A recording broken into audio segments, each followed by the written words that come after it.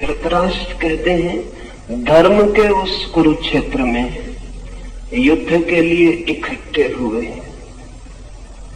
जिस दिन धर्म के क्षेत्र में युद्ध के लिए इकट्ठा होना पड़े उस दिन धर्म क्षेत्र बचता नहीं है, और जिस दिन धर्म के क्षेत्र में भी लड़ना पड़े उस दिन धर्म के भी बचने की संभावना समाप्त हो जाती है। रहा होगा वो धर्म क्षेत्र, था नहीं, रहा होगा कभी, पर आज तो वहां एक दूसरे को काटने को आतुर सब लोग इकट्ठे हुए थे।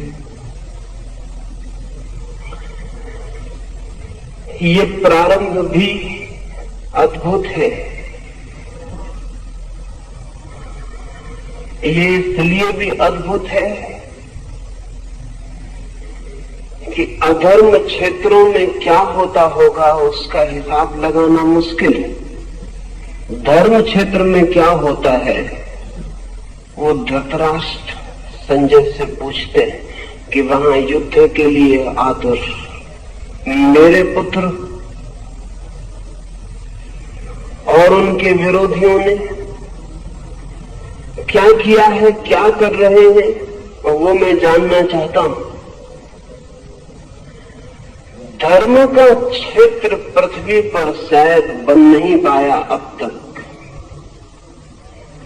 क्योंकि धर्म क्षेत्र बनेगा तो युद्ध की संभावना समाप्त हो जानी चाहिए। युद्ध की संभावना बनी ही है और धर्म क्षेत्र भी युद्धरत हो जाता है, तो हम अधर्म को क्या दोष दें, क्या निंदा करें।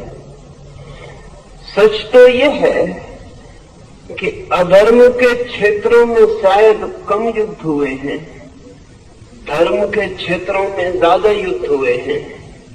और अगर युद्ध और रक्तपात के हिसाब से हम विचार करने चलें तो धर्म क्षेत्र ज्यादा अधर्म क्षेत्र मालूम पड़ेंगे बजाय अधर्म क्षेत्रों के। ये व्यंग भी समझ लेने जैसा है कि धर्म क्षेत्र पर अब तक युद्ध होता रहा है और आज ही होने लगा है, ऐसा भी ना समझ लेना कि आज ही मंदिर और मस्जिद युद्ध के अड्डे बन गए हों।